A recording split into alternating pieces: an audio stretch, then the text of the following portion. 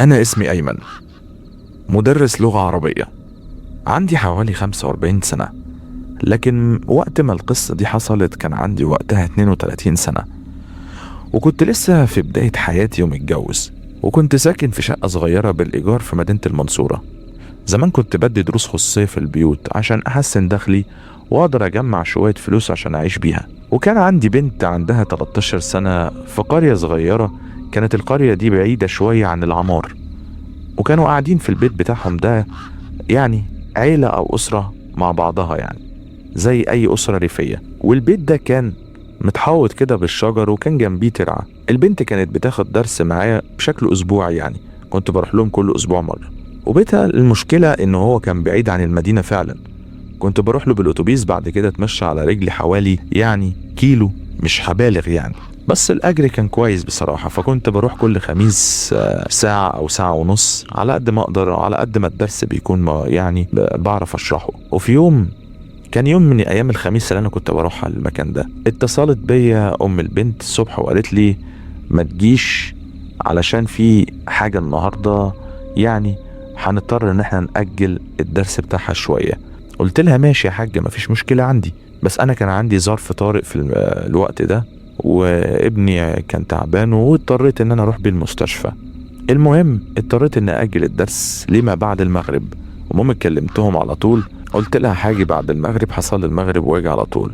المهم وافقوا، قالوا مفيش اي مشكلة واتفضل. فضلت مع ابني في المستشفى لحد ما الدكتور كشف عليه، والحمد لله كانت حالته مستقرة. رجعت البيت، اكلت بسرعة ولبست هدومي عشان اروح للدرس. الوقت كان الساعة 6 المغرب، والدنيا بدأت يعني تضلم. ركبت الاتوبيس بتاع القرية وكنت راكبه هو، وكان معانا يعني شوية فلاحين حتى راجعين من شغلهم. نزلت المحطة دي، كانت آخر محطة تقريبا في القرية، ومشيت في الطريق اللي كان بيوصلني على البيت ده. المهم كان الوقت ده فعلا أنا فاكر إنه كان يعني الجو برد جدا جدا جدا، لدرجة إن الدنيا فجأة قلبت والجو بقى شتاء وزعابيب، رغم ان انا لسه جاي من الجو بره في المدينة او في نص البلد او في وسط البلد زي ما بيقولوا. كان الجو عادي، بس علشان دي كانت قرية يعني من القرى اللي حواليها اراضي زراعية كتير، فالجو بيبقى برد قوي. وصلت البيت حوالي الساعة 7 بالليل بالظبط. البيت كان مبني من الطوب الاحمر القديم، الابواب والشبابيك بتاعته كانت خضرة وبهتانة، يعني متقشرة كده من عوامل الزمن، والدهان برضو كان متقشر. المهم دخلت ووصلت البيت وخبطت على الباب. فتحت البنت الباب وقالت لي اتفضل يا مستر، ازيك وسلامة ابنك ومهم دخلت وسلمت عليها وقفلت ورانا الباب. الجو كان هادي جدا وقت ما انا دخلت كان في التلفزيون بتاعهم شغال، يعني الجو بتاع الأسرة العادي ده. حتى النور كان يعني خافت جدا، كانوا مضلمين النور قوي. المهم اكتر حاجة شدتني في الوقت ده ان كان في ريحة غريبة. معرفش وقتها دي كانت ريحة بخور او كانت ده ريحة برفان او ده معطر، بس كانت ريحة غريبة اكتر من كونها كانت ريحة مش مريحة، لا كانت غريبة جدا. المهم ما ركزتش قوي ودخلت مع البنت عشان اديها الدرس بتاعها واخلص نفسي بقى وانهي اليوم اللي كان تقيل قوي عليا ده. المهم قعدت في الاوضه اللي كنت بشرح فيها، وهي كانت قاعده قدامي وبتسمع وبتركز وبتكتب زي كل مره عادي. واحنا قاعدين وكنت مندمج جدا في الشرح، اول حاجه سمعتها كانت صوت من بعيد او من بره الاوضه. انا كنت قافل او كانوا قافلين علينا الاوضه وكان في صوت بره. المهم الصوت ده بدأ ان كان في ناس بتغني مع بعض. ده كان في الاول طبعا، سمعت مجموعة ناس كانوا بيغنوا مع بعض. الصوت في الاول ما كانش واضح، بس تدريجيا الصوت بقى يوضح قوي. بس انا ما كنتش قادر احدد الصوت، او ما كنتش قادر احدد هما بيقولوا ايه اساسا او بيغنوا بيقولوا ايه. لما علوا صوتهم اكتر المفروض ان الكلام يبقى واضح، بس مع ذلك انا ما فهمتوش. قلت يمكن يعني هم قاعدين بيتسلوا بره في التلفزيون مثلا في اغنية بيغنوها، الصوت يعلى شوية. مش فاهم برضو الكلام ولا فاهم الأغنية دي، كأنها ترانيم غريبة أو حاجات غريبة. زي حلقات الذكر كده اللي كانوا بيعملوها او بتتعمل للطرق الصوفية في المولد، او في ناس بترتل وفي ناس بتكرر كلمات انا مش فاهمها ولا قادر استوعبها. المهم قلت للبنت بصوت واطي علشان ما زعلهاش او ما بينش ان انا مركز معاهم: هو في ايه يا بنتي؟ هو في مولد عندكم بره ولا حاجة ولا ايه؟ كنت بقولها يعني بضحك كده شوية. المهم البنت بصت لي بصة كده باردة جدا، قالت لي بصوت عادي: ما تركزش يا مس، نركز في الشرح احسن. المهم استغربت من ردها، يعني بنت في سنها المفروض تخاف من الكلام اللي بيحصل بره ده، او على الاقل تقول لي اللي بيحصل، لكنها كانت زي التمثال، باردة جدا وملامحها جامدة جدا كأنها متعودة على اللي بيحصل. كملت الشرح وانا وداني مع الصوت اللي بره ده. شوية بشوية الغنى بدأ يتغير، بقى فيه طبلة. والله بقى في حد بيطبل مع الغنى اللي كان بيحصل ده او التراتيل، وكان بإيقاع غريب جدا مش زي اي ايقاع سمعته قبل كده في حياتي. كانت دقات تخوف، دقات ونظام وطريقة الكلام تخليك قلقان، تخليك ترتجف. والغنى بقى اعلى والكلمات بقت اوضح شوية لكن لسه مش فاهمها. كانوا بيرددوا حاجة غريبة، مش عربية، لا مش باللغة العربية خالص، ومش عامية مصرية، حاجة قديمة زي الطلاسم أو لغة تانية خالص. والصوت بقى يجي من كل حتة كأن الحيطان هي اللي بتغني. بصيت للبنت تاني، قلت لها بصوت واطي وانا اساسا خايف: هيخلصوا امتى يا بنتي؟ انا تعبان وشوية وعايز امشي. البنت ردت عليا وهي رفع حواجبها لفوق: خلاص هما شوية وهيمشوا يا مستر، ركز معايا في الدرس من فضلك. المهم حاولت اركز ومش قادر خالص. القلق كان قاتلني، معرفش كان القلق او الفضول. بعد 10 دقايق بالظبط الصوت كله وقف زي ما يكون في حد فصل الكهرباء عنهم كده. سكوت تام تام جدا لدرجة اني سمعت دقات قلبي بوضوح وسمعت نفسه وهو بيطلع. بصيت للبنت لقيتها قاعدة كأني ما فيش اي حاجة. وقتها السكوت المرعب ده كان في صوت تاني قطعه، صوت معزة.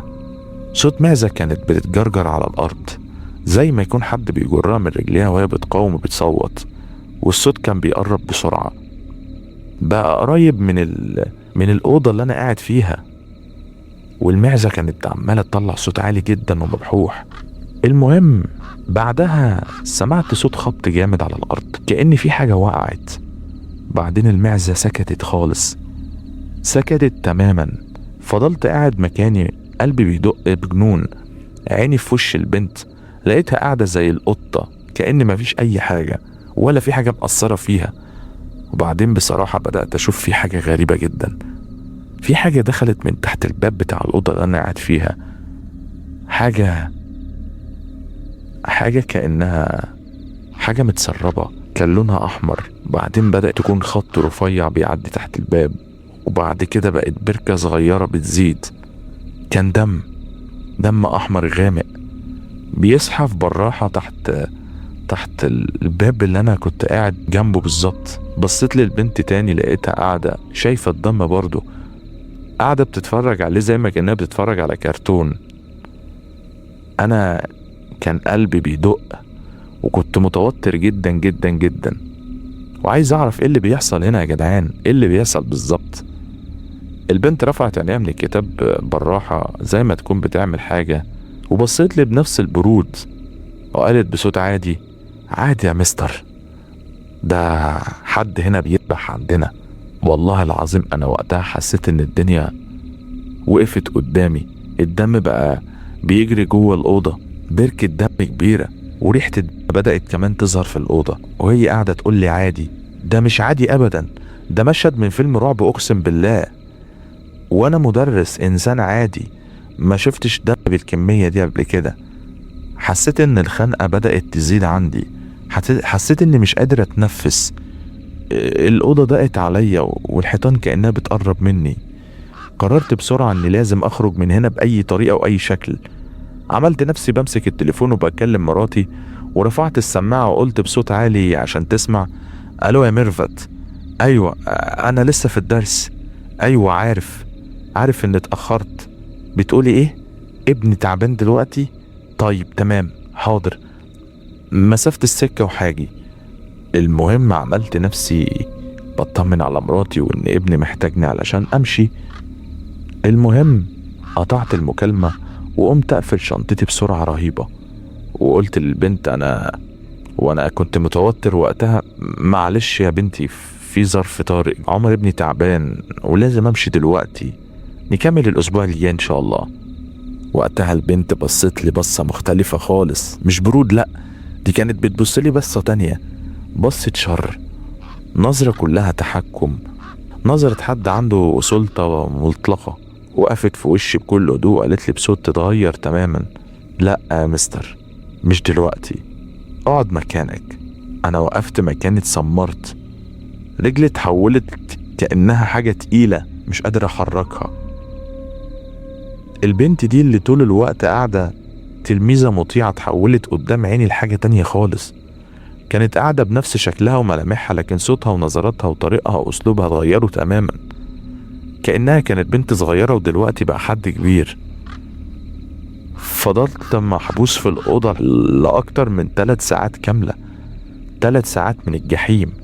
كل شوية أسمع أصوات من بره، في ناس بتغني تاني، وفي ناس بتصرخ صرخات موجعة، صرخات ناس بتتعذب حرفيا، وفي ناس بتلطم وبتضرب على صدرها، وناس بتعيط.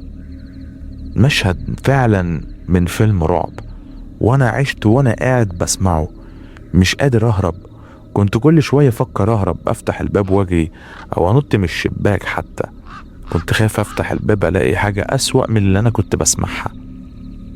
فضلت قاعد في ركن في الأوضة، كأني متكتف، مش قادر اتكلم، مش قادر اتحرك، وعيني على الباب اللي كان بيتسرب منه الدم اللي كان لسه موجود، واللي بدأ يجف شوية وتحول للون البني، بس ريحته كانت تقيلة في الأوضة وباينة.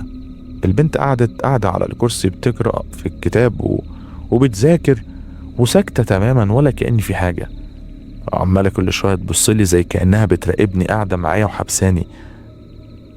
المهم الساعة عدت 12 بالليل بالظبط، والدنيا هدت، والأصوات وقفت فجأة، والسكوت رجع زي الطبيعي ولا كأني لسه داخل دلوقتي. وفجأة سمعت مفتاح الباب الخارجي بيدور في الباب، صوت المفتاح في الباب الخشب ببطء، وحد بيفتح الباب. ظهر قدامي راجل ضخم طويل جدا، وشه كان عادي، ولا هو زعلان ولا هو متعصب ولا هو فرحان.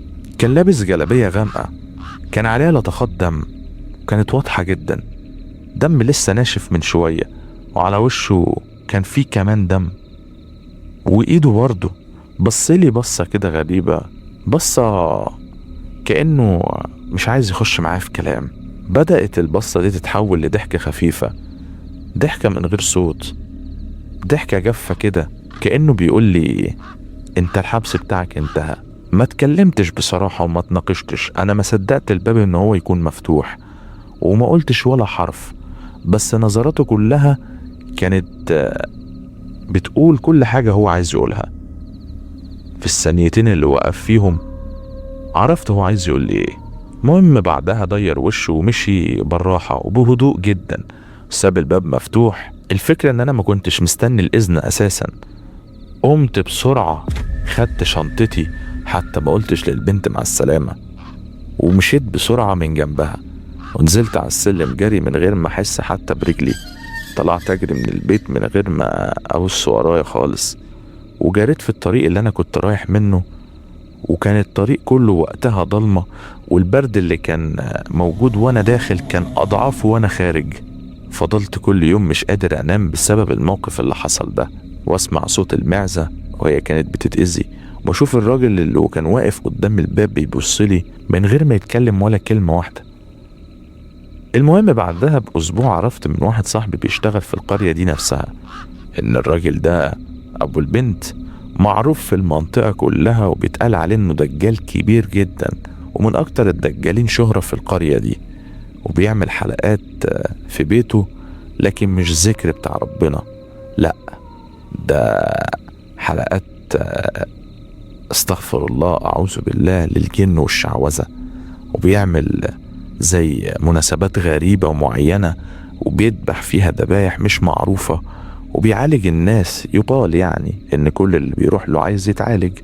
بيعمل حاجات مش مفهومة، والناس في القرية كلها بتخاف منه، ومحدش بيتكلم عنه خالص، ولا حد بيجيب سيرته قدام حد تاني جوه القرية. المهم البنت دي بتاعت الدرس كانوا بيقولوا انها مش بنته الحقيقية كمان، وانها حاجة تانية، انها روح راجل عجوز او شيخ كبير متجسد في صورة بنت عشان تدرس وتساعد في الاعمال بتاعتهم. صاحبي قال لي انت نجيت بنفسك، ناس كتير دخلوا البيت ده وما طلعوش تاني، وناس طلعوا لكن مش زي ما دخلوا. المهم بعد ما سمعت الكلام ده ومن بعد اليوم ده ما فكرتش ولا مرة ارجع للقرية دي تاني، ولو حتى اي حد بيكلمني عشان اشتغل مهما كانت الفلوس والمغريات عمري ما كنت هروح للمكان ده تاني. وما زالت لغاية النهاردة وفي اي مكان وانا لوحدي بالليل في الأوضة المقفولة، او لما بيتقفل عليا باب وانا بدي درس مثلا، بتخيل اللي بيحصل، وبتخيل ان الباب اللي انا قاعد جنبه ده هينزل من تحته دم. بقى وسواس عندي. لسه بدعي ربنا لحد دلوقتي كل يوم انه الحمد لله انه سترها عليا وبعد عني كل شر، وربنا يحمينا كلنا من المواقف اللي زي دي يا جماعة. والحمد لله ان ربنا عدانا ونجانا على خير.